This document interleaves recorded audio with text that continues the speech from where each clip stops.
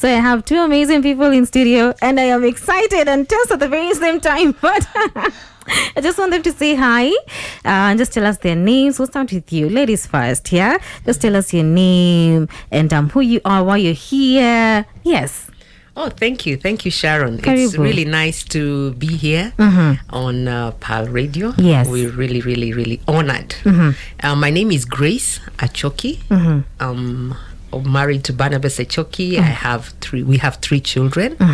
Niza, Uziel, and Shekinah. Wow, amazing names. Yes, thank you. 25, 22, and 17. The baby turns 18 this year. Yay! That is actually so good. So the baby of the house is 18 right now. She's going to turn 18 in a few months. Yes, and I'm a marriage and relationship coach. We work together with Barnabas. We see people who are in relationships, either married or unmarried, those who are intending to get married and trying to find somebody, those who are already married. We do a lot of premarital. We do a lot of things with people who are married. Yes. We are all about relationships because life is about relationships.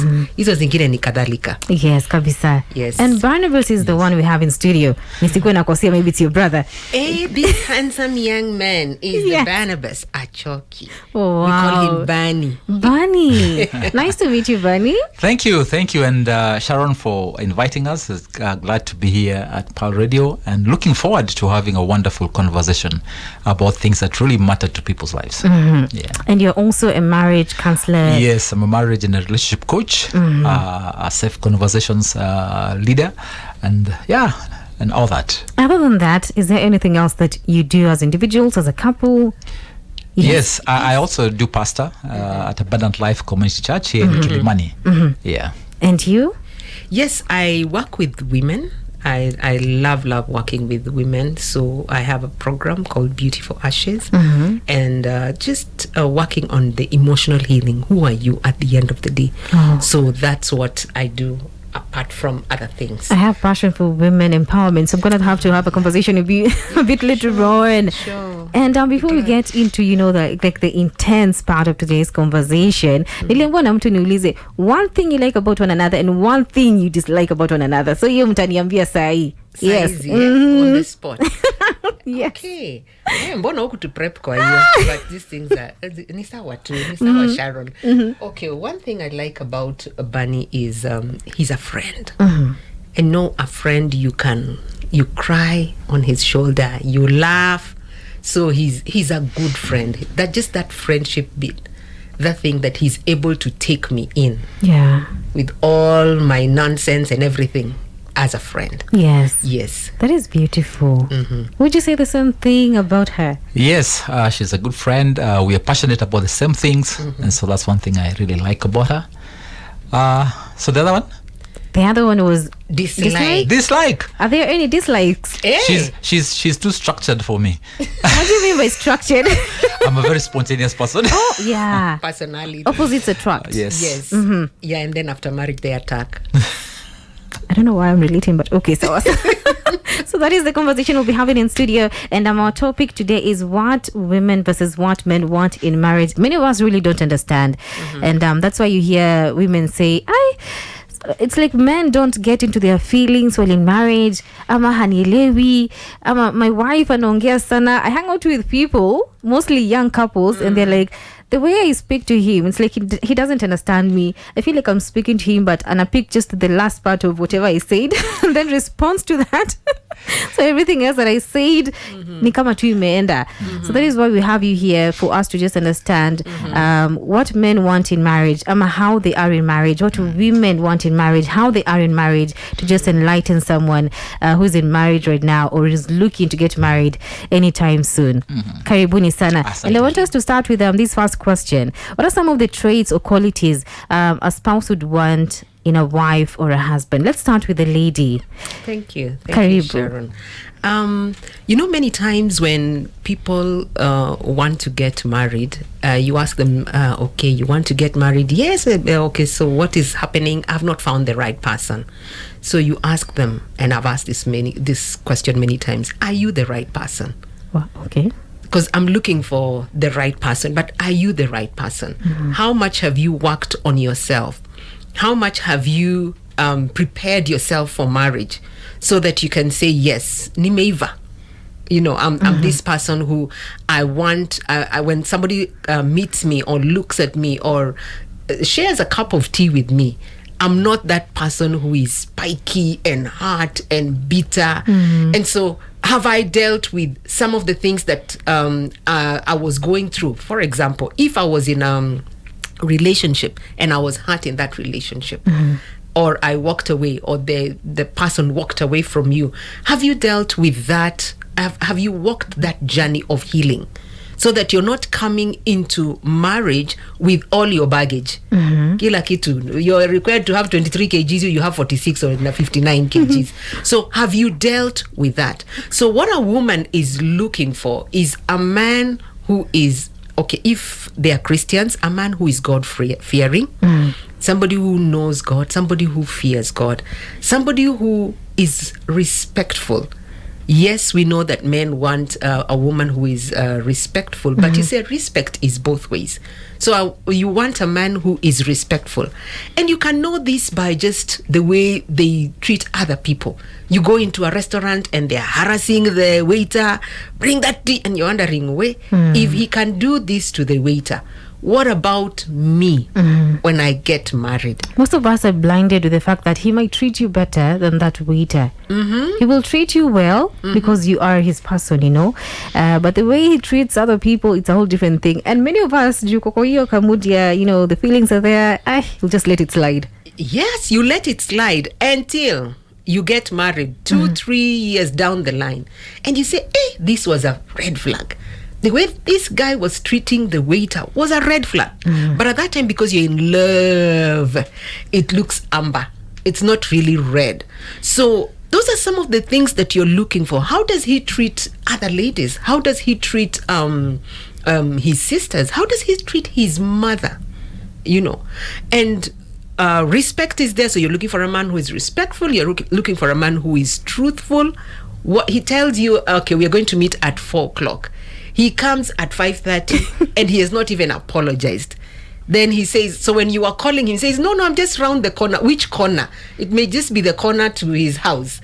So he's not telling you, I'm just leaving home. So he's truthful. Now, if he's not truthful, how sure are you that he's going to take care of you and your children? He'll be telling you he's in Mombasa, kumbe he's in Dubai. Aye, bro. So they're just those small things. Value. What does he value? What is the value system that he has?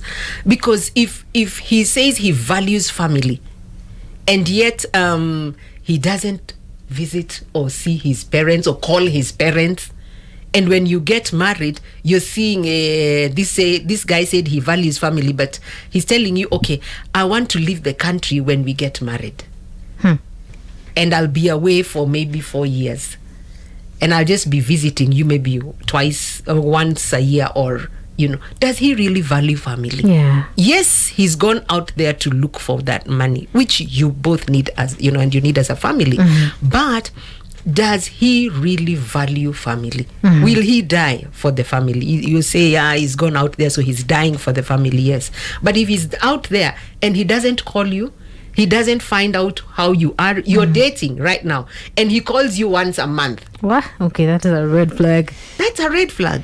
Yes, he's studying out there, but he calls you once a month or once in 3 months. And he's saying that we are married, we're going to get married, and I'll continue living out there. You'll join me someday in the sweet by and by. So what values does he have? What values does he uphold as a man? Is he lovable? Is he a friend? We talked about friendship.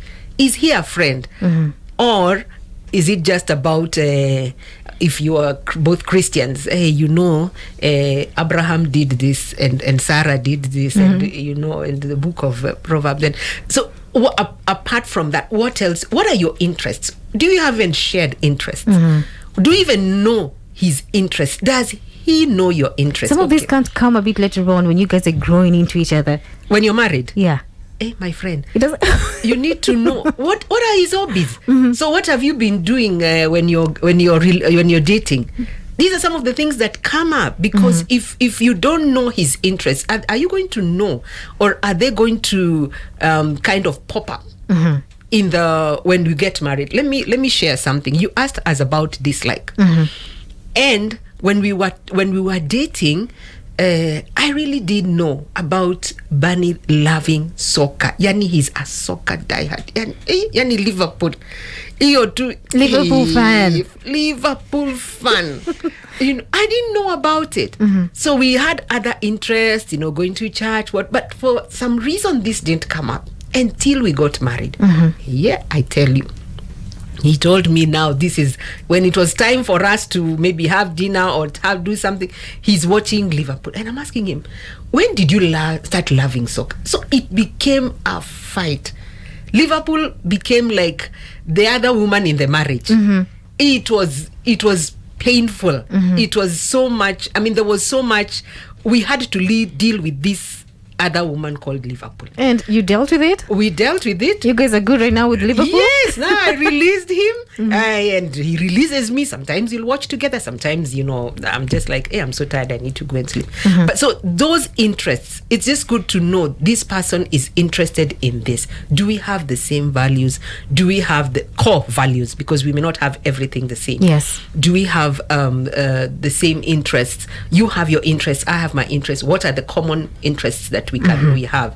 So those are some of the things that you're looking for in a man. Leadership, very important. Leadership. Is he a leader?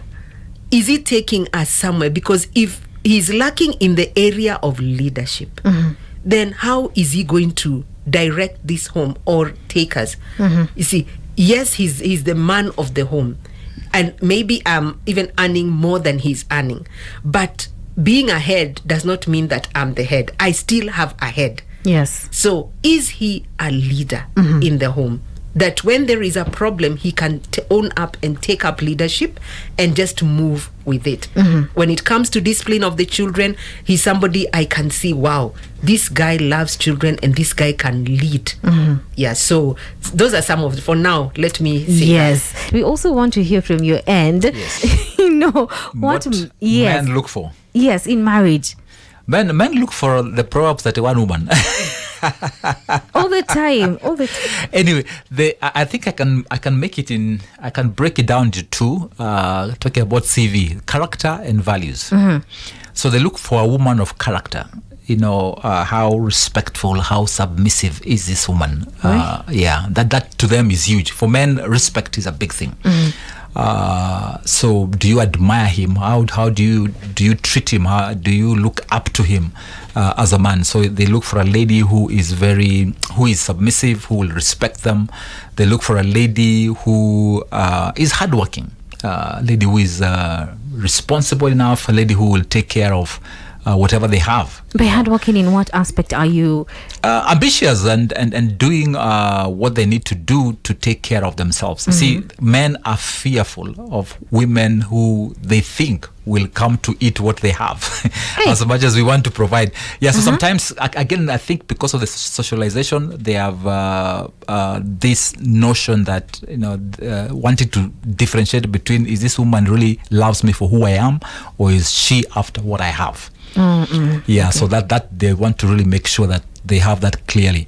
They also want a woman who has certain values, and that's why we talking to ladies many times. I say, how do you handle yourself? And many ladies don't know this. When you give yourself easily to men don't respect you. Men value women who are hard to get. Yes, they value that woman. The man of today. Okay, from my understanding, the man of today doesn't really like the chase. From my understanding, the man of today gives up way too easy. we get. I think sometimes we get deceived because there's what they want for now, but deep inside, what they really value is that they go after. And they can work hard to get. The pursuit, the chase is an exciting thing for men. So they want, and I want to, in fact, when Grace was talking, I remembered that, ladies, if a man is not pursuing you, forget him. Boy. forget him. You don't want to be pursued. As a lady, you must be there to be pursued. If this guy, like she was saying, he doesn't call you, it's you who is constantly calling him. That's a red flag. That's a red flag, because so often, and you ask Grace, before we got married, the pursuit was there. In fact, what many married women keep asking is that, well, what happened to the pursuit? Because the moment we get married, and that's a thing with men, we tend to relax. After we have acquired, after we have conquered, we go back to a relaxing mode. And why? I just don't know. That's one thing that I think for men, maybe because we were made to conquer. So the moment we have conquered, we feel that we have conquered. And so what I think the challenge for every married man is, how do I keep this pursuit? How do I keep moving? And I see, and for the ladies too, how do I make myself still pursuable even into the marriage? And so so men want to pursue. They value that thing, that person that they can pursue. So they value a woman who is has values, who respects herself. Yes. Ladies, you say you want to be respected, but if you can't respect yourself, don't expect a man to respect you. Now, in the case where this pursuit has, kind of gone down a bit when you guys are married, does this bring issues in the marriage? You mentioned, no, you've already been married, let's say 5 years down the line. The calls are going down because anyway, the man is busy at work, you have kids here at home, and so many things are happening, your career is picking up, and the pursuit is going down. You as a woman, it's not even in your head to, position yourself for the pursuit anyway, because you're here. Does it bring issues in the marriage?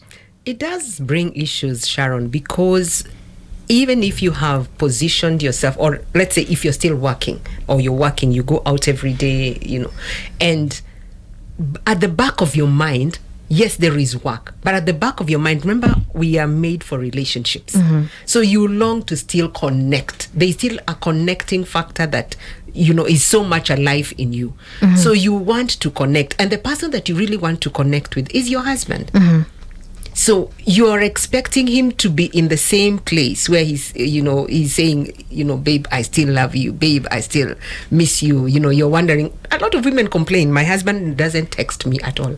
It's like he gets to the office and that's it. Yeah. And the next time we hear from him is when he comes home and we are there in the sitting room. We are all seated there and he just says, habari zenyu. It's now lump sum. It's not even that hug or anything. He's just like, you're all in on the same level. Yes. So there is still that deep need to connect with your husband, whether you're the CEO or whoever it is. There is still that deep need to connect with your husband. And this has to come from both ends, like from the man and the woman. Yes. Why? Yes, it comes because I want him to pursue me, but am I pursuable? He's mentioned that. If I'm always Suraya Kazi, hi babe, sawa. Hata baby inakuanga kweli, kuna mtu aliniambia saa zingine inapotea. But you see that's the whole essence of the pursuit. So how you call each other, how you treat each other, that has to be there. And so for the ladies, most ladies, the challenge now is that they feel they're not being pursued. But as Grace is talking about being pursuable, is how, again, as a lady, once you get married, unajiachilia. Yeah, you still need to look attractive. I forgot to say that. What men are looking for is an attractive man, this is not a lot of pressure on the women. The women are here giving us babies and all. My friend, your body is shifting from here to there. And I know you may not have the figure that you had before you started giving the babies, but still bado jikakamue kidogo. You don't just let yourself be. Okay. Yeah, work on yourself. The man who doesn't want to, even if you're a stay-at-home mom, when the man comes home, ataki kupata umevaa t-shirt imeandikwa ng'ombe ni singenge, and something on your head. He wants to come back to an attractive, beautiful woman. And so that's part of that being pursued. There are days, there are moments when Grace dresses and I just feel, wow, I want to pursue her. I want to, let's go for a date. Just because of how she dressed. That itself elicits the pursuit in me for her.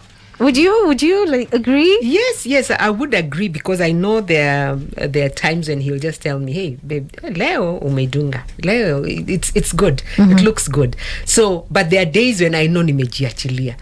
Because there is so much, especially when the babies are young. Yes. There is a lot of pressure, I must say, because you're wanting to do this, you come from the office, you need to do this, you need to do this. But at the end of the day, try try and smell good, try and look good, I'm not saying that you wear, you're so smartly dressed like umevaa hata stilettos kwa nyumba. No, that's not what we are saying. We're saying that just look good, look attractive. Yes. There are things that he tells you, I love this on you. Try and wear it. You may not wear it at home because you don't want the soup to spill on it, but at least when you're going out, then try and do that. And that's why it's still important for us to have our date night, because then you have an opportunity to really, really dress to kill. Yeah. Should there be non-negotiables in marriage? Most that I've had non-negotiables is, oh my goodness, if you cheat, bro, I am out. And it's mostly coming from the woman's end. So I'm just thinking, should we have non-negotiables in marriage? I think when that is coming from a lady at that point, is it a threat or is it a non-negotiable? Because sometimes it may look like a threat, and I know it's a fear. The worst thing that a woman, or even I think even a man, we may not say it, but the greatest fear for any people getting into marriage is if this person cheats on me. However, now if you are courting or if you are dating somebody and you begin, that should be a serious non-negotiable. Because if he's hitting on 2 or 3 other people and you're there, hey, that's a serious red flag. Don't go into that. Don't move ahead in that relationship. However, after we get married, there are things that can happen, because we have dealt with situations where somebody cheated on the spouse. Did that break the marriage? No. If the person is repentant and comes back and acknowledges, it's hurtful, yes, but there can still be a restoration and a repair of the marriage. It doesn't mean that's the end of the marriage. Because the moment we start saying they are non-negotiables, then anything that happens to us that we don't like, we may say, okay, that's the end of the marriage. Marriage is all about negotiating. And as long as there's room for that negotiation to happen, we can negotiate, we can talk through those things and be able to restore and repair whatever damages have been made. So it won't get to a point where this party that feels offended at some point feels as if I'm being taken advantage of, because maybe I am willing to work this out, work through this problem, but then again there's a repeat of the same thing, not necessarily cheating. There are other issues that come up in marriage, and there's a repeat of this. So at some point, won't you feel as if this man or this woman is taking advantage of me? Sorry, and I think I needed to clarify that. So when cheating becomes a habit, now there is a falling in sin, which is ulianguka. And then you repent, and there has to be a change. There has to be a willing. Watu wanangukanga. Watu wanaweza kanguka, sema wanangukanga, wanaweza kuanguka. But what I'm saying is, if you then make it a habit, you say sorry and go back to the same thing, saying, and you're constantly, repeatedly hurting the other person. It may be cheating, it may be other things. If you're repeatedly hurting the other person and they have outrightly told you that I don't like this, or when you do this, it hurts me. It could be probably not treating you well. It could be embarrassing you before your family members, and you've told them and they continue doing it. Now that then can be a non-negotiable, because you have raised it and they have said sorry, but they are going back to it, which means they're not really sorry. Because true repentance means I am changing, I am turning around and leaving that thing that I'm doing that is hurtful to my partner. However, it's important to know, where is this coming from? Because it could be something that they've inherited from their family of origin, or something. You know, there are people who just talk loosely. Yes. They just say things and they just come out of their mouths, and you're wondering, hey, this one. But could it be that that's how the family talks? So it means if this person behaves like this, then they need help. They need help. They need a third party to step in and help them and work with them through this. Because it doesn't mean that now, if this is something that came from your family of origin, we continue with it in this family. So could be they are not aware of where it's coming from. So get somebody, an outsider, who can work with you and help you see where this is coming from. Now, I'm thinking about a non-negotiable like abuse. You know, if there is abuse in the family, if you as a lady or as a man, you're being battered, honestly, you can't stay. You can't stay, because we don't know what's going to happen next. So this, you need to get somebody, an arbitrator or somebody who can help you walk this journey. If this continues, then there now we say well, it was good. Does this also apply when it comes to emotional abuse? Because many of us really don't even know that you've been emotionally abused by your spouse or this friend who's very close to you. Does this also work when it comes to emotional abuse? It can work with. In fact, that is even much more, because it's so subtle. You know, the physical abuse you see, you can tell this person beats you, but emotional is sometimes even hard to decipher. And by the time you realize, in fact, emotional abuse is worse, because by the time people are realizing they're being emotionally abused, they're damaged. And so please be careful when you find that this person doesn't respect you. Talk about respect. They don't respect you. They start, a time comes when you even start doubting yourself. Your self-esteem is battered. At that point, you need to be very careful. You need to seek help, and you need to pull away from that relationship, because it's going to destroy you. I know many women say, I want to stay here because of the child. Yes. But you're not going to be of any good to that child if you yourself are damaged. I guess it's like when you're flying, they tell you that when they're giving the safety precautions, they say that you first make sure that you have gotten your oxygen mask on place before if you are having a baby, before you can attend to the baby, because if you are dead, you have no use to that baby. So first protect yourself, and then you'll be able to protect your baby. So don't stick into an abusive marriage where you're losing yourself and you're saying you're doing it just for the sake of the children, or because the church told you cannot move out. Yeah, but we're not advocating for separation and divorce. Yes. What we are saying is that the two people need help, because sometimes this person is unaware of what is happening. I mean, they know they do abuse you, but they don't know that it is damaging you as a person. So then how do we help? Because maybe there are things that you saw, maybe there was a red flag, but you ignored it. But now that you're in the marriage, what are you doing about it? And if it gets to a place where, hey, this thing is gone too far, a short separation would help, so that you still work on the thing. I'm not separating so that I'm going out with somebody else, but so that we are working on that. Both of you, not just one person, but both of you are working on the issue. Yeah, rather than you staying there, then you're going to be, at the end of the day, you're damaged. We've had so many women and men also. It's both ways. It's not just one person. It's both ways, where they've been damaged, they are depressed, they are admitted in hospital, and there's so much that is happening. So there needs to be a lot of conversations going on around this, either with the family members or just the two of you, so that people are also aware of what is happening. It's not just the two of you. It's not a secret. Yes. It should never be a secret. And here, family and even the friends that you have play a very big role, because then if you don't have that support, by the end of the day, sasa mtakuwa tu peke yenu hapo. Everybody anafanya kile anataka. And this is why we have to be, I think sometimes not even family or friends, because that may not help you. That's why we need professionals. Yes. Because you see, people who are abusive, one of the things they do, and I've seen this in spiritual abuse, I've seen this in emotional abuse, they isolate you from your friends, they isolate you from your family. So if you're in a marriage or even a relationship, and this person cuts you off from your circle of relationships, be very careful, because people who abuse others want to isolate you so that you are by yourself.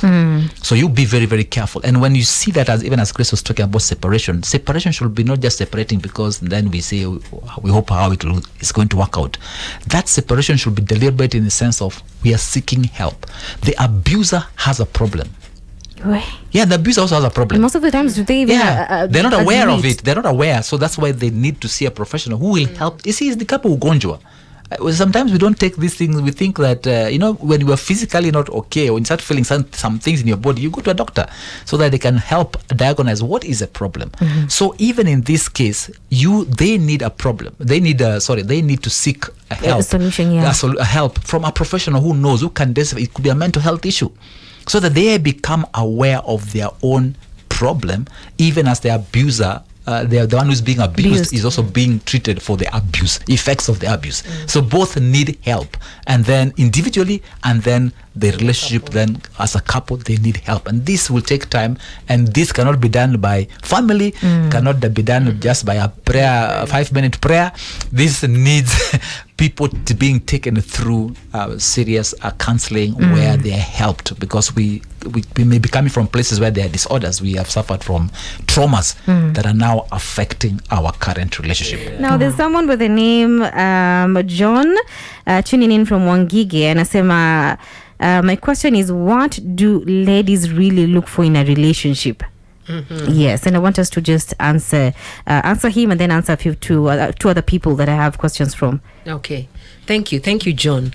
One of the things that ladies are looking for in a relationship is connection. They want to know that they are connected to this person, because when I'm connected to you, then I know that I'm secure. Then I know that you're with me. You have my best interest at heart. I know that you're my friend. I know that I can call on you anytime. I know that you're there beside me. So what does connection look like? Connection is I'm with you, yes, but you are able to hear my heart. What am I saying and what am I not saying?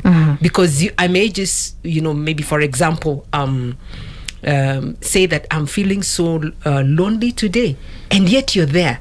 Yes. So what does that mean? That's a huge statement, because yes, you're there, but maybe on your gadget. So I am there, but I'm with, yes, we are together, but I'm lonely. Why? Because I don't feel you being with me. You're not connected to me. You're connected to your gadget. And that's a big issue in marriage today. So that connection, knowing that I can count on you.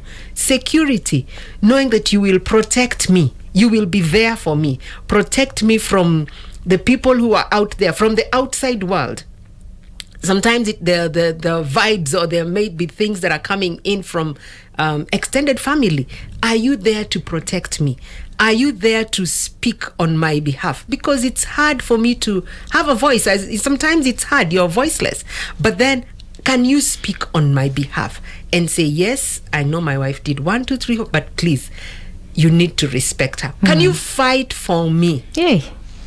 Can you fight for me? Or have I joined your family and I'm just alone?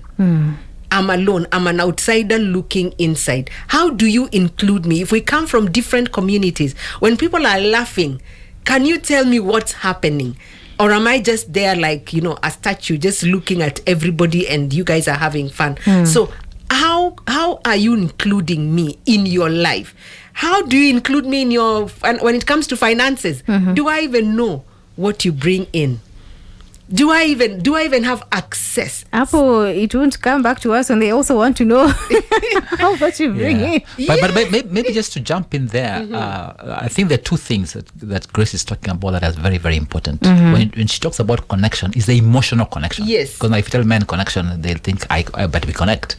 But that emotional connection is many times where we men, and John has asked a very, very important question, because men many times get frustrated. They're wondering, but what, we think that probably if I buy you, make you comfortable in terms of settling you down, whatever you need, I have provided, then it's okay. What we fail to realize is that emotional connection is huge for a woman. And that emotional connection then leads to what we call, when she's talking about security, is they want to feel secure in the relationship. How does a woman feel secure in the relationship? She knows that she's loved, and that is demonstrated to her. There's exclusivity in the sense that I'm not having other people. The moment she doesn't know that she's the only one in my life, then that is scary for her. She needs to constantly be assured that she is loved. I think we were talking about earlier here that you ladies want to hear "I love you." Those words are very key, because for you, that's how you're secured. For a man, whether she tells me she loves me or not, it doesn't really matter. I know she loves me, but for her, I have to verbalize it. So that secures her in the relationship. That know that she is my only one. Hey. And then apart from the security, there's also priority. I'm a priority. There are many other things. This relationship, we have other people who are also in the mix. We have your job, we have your hobbies, we have your work, all those things. Yes. We have your extended family. But in all this, am I still a priority in your life, can I stand out and say that if Barnabas was to do this and that, he would still prioritize me? He would still call me. Do you even take time to call her during the day, or is it just another thing? I mean, I know she's fine. Yes. So what? I'll see her jioni. I'll see her in the evening.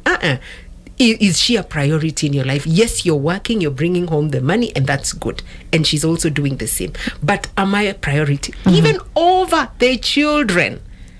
They come mamas and they come to babas. So am I a priority? And I think the priority here more. I think for men is normally the children, the mother. The man's mother. There are two women that are very important in a man's life: his mother and his wife. And so often, the wife will want to feel a priority, as higher than the mother. And the moment I demonstrate, yes, they do. They do. Yes. Many times. But that's why even we have a program on the mother-in-law. You are rarely hear about father-in-law, but the mother-in-law, and especially the man's father. My mother-in-law, my wife's mother, I rarely will have that problem. Probably her father, if her connection with her dad was tight, that can be a problem for me. But for ladies, many times it's with the man's mother, because men and their mother, there's a special bond. Yeah. That is going to be another, conversation by itself. That one is a conversation, because apart from the mother, if the mother is not alive, then the daughter. Okay. That's another woman in her life. The daughter, my daughter. I mean, you're just all over her, and you're not allowing her to grow. So then that lady, she's looking at the relationship that she has, because you're saying, how do we, that lady is looking at the relationship that she has with her father, and she's expecting the husband to offer the same. And sometimes it doesn't happen. So what are you looking for? So as a woman, sometimes what are you looking for? Sometimes you're looking for a relationship like your father's. But remember, this is your husband, this is not your father. Yes. So then there needs to be, again, discussion. And Susan is asking, how do you merge your different long-term goals in marriage? You're coming in as a wife, as a husband, and you have different, long-term goals. So how do you merge them, I think, to become one? And someone else is also asking, why are divorces on the rise? If it's okay, we can start with you. Okay. Talking about merging goals, Susan, it's important that as a lady you have your goal. I think there has been a teaching in the past that the woman has to follow only the man's vision. You have your goals, you come with your goals, the man has his goals. Then you see, how can we have a shared goal as a couple? So we merge and see what are commonalities here, so that we can have a shared goal as a couple.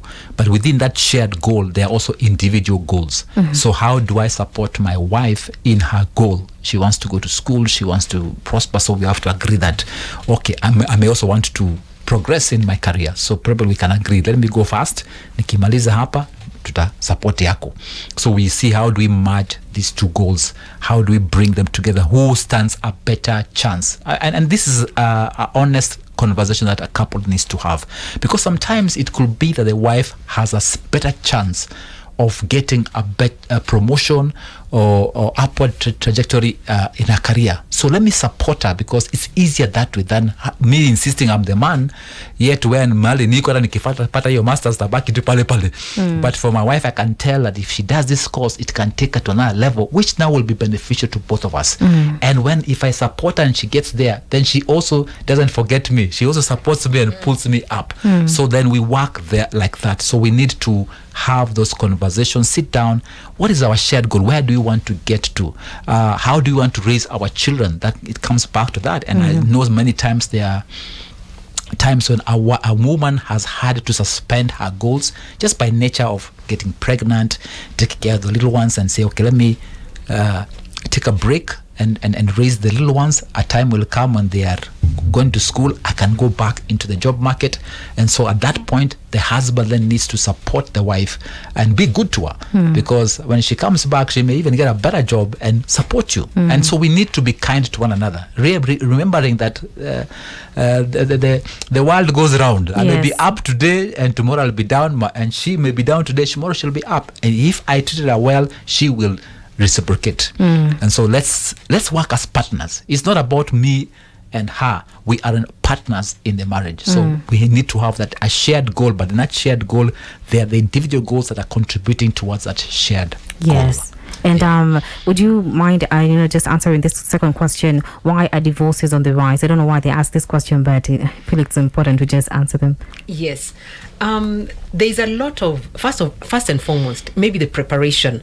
As you're getting in marriage or into marriage, could be there wasn't enough preparation. We just met and we courted and we decided, well, nobody's working with us, let's just get married.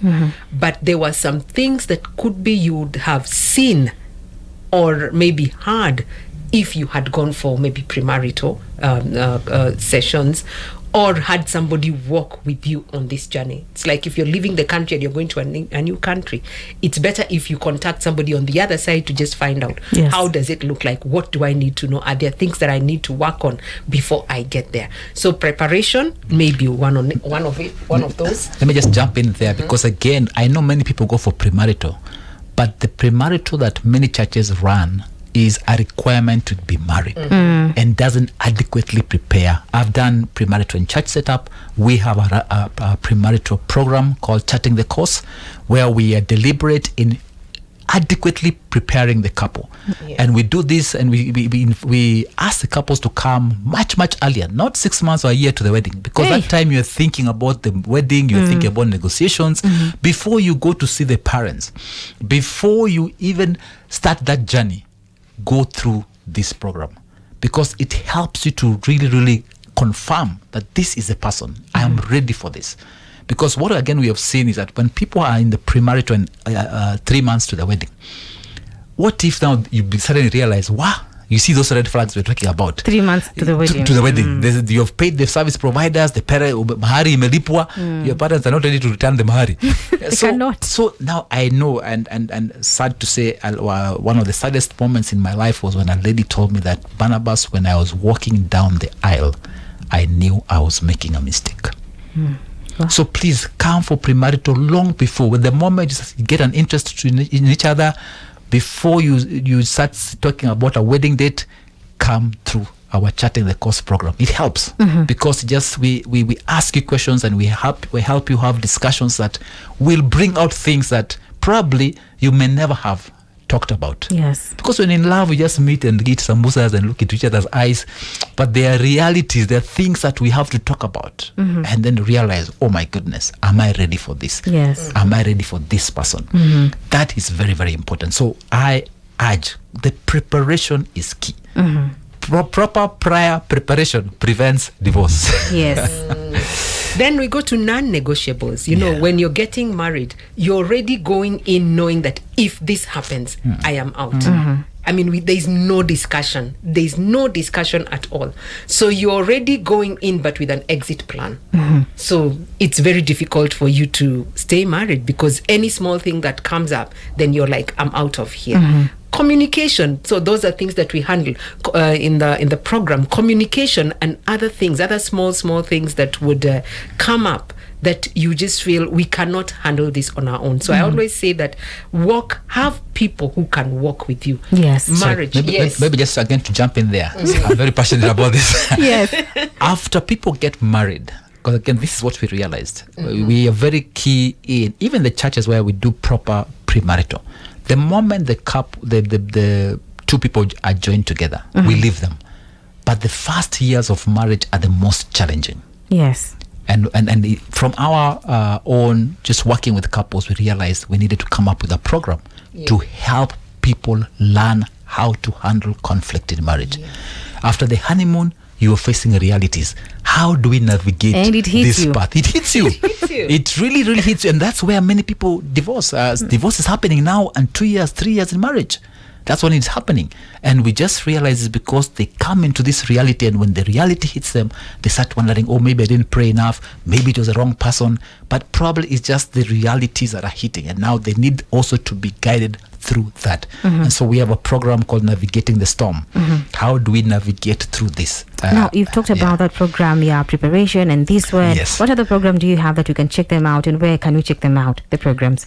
Yeah, with the Navigating the Storms is a program for people who have been married between 0 and 6 years, though people who have been married longer can still benefit from it. It's a book that we've written. So most of these things, they're books. Most of these courses are books that we have written. And so you can check it out from CLC. Those are our publishers. They'll be able to get the book to you, or also contact us. We'll be able to get the books to you. Now, we also we have a Facebook page, Two Ship Solutions. Yeah. Our organization is Two Ship Solutions. So when you go to the Facebook page, you can then see, like now, this coming Saturday, we are beginning our second program, what is it called? Navigating the Storm. Charting the course, the premarital one is individualized. So when you are ukishaona mtu na mkajisikia ni hivyo, you can reach out to us. Okay, so we'll be checking them out on your Facebook. Yes. And because time is not on my side, my producer's giving me the eye. I just want to allow you to give us like a parting shot, just summarize all this that you've been discussing in studio. Yes, and then on top of that, please, constantly, the way you maintain your car, after several kilometers, you go for service. You're married, you need to attend couple retreats. You need just to come and see us. You don't have to wait. And this is a problem that we are having. People wait. Do you have that in your program? Yes. Just, we do marriage coaching. Coaching is different from counseling. Counseling, we are now dealing with things that have happened. But coaching, just come, hey, we want to work on this area of our marriage, or we want to see how are we doing. And in that process, we can discover, maybe we need to improve on our communication. So we lead you through that, we coach you through that, and then you can be able to just fine-tune a few things here. Don't wait until crisis happen. But there many times people come to us when they should have come to us 7 years ago. And by that time, it is difficult to try to reverse the damage that has been done. And that's why, as you're asking earlier, divorce happens. So please, as a couple, when is the last time you went for a marriage retreat? Do they even go for it? Grace, any parting shot as we finish? Yes, there is hope. There is still hope in marriage. Do not give up. If you're having problems, please have somebody that you can walk with. But there is hope in marriage. And above everything else, involve God. Don't leave him out. He is part of you, and he's the one who created you and came up with the institution of marriage. Yes. I want to say thank you so much for finding time to join us today. The conversation has been amazing. May God bless you in everything that you guys do, to just help people with their marriages. Mbarikiwe sana. Thank you so much, Sharon, and God bless you as well. Asante Baraka. We are Pearl Radio.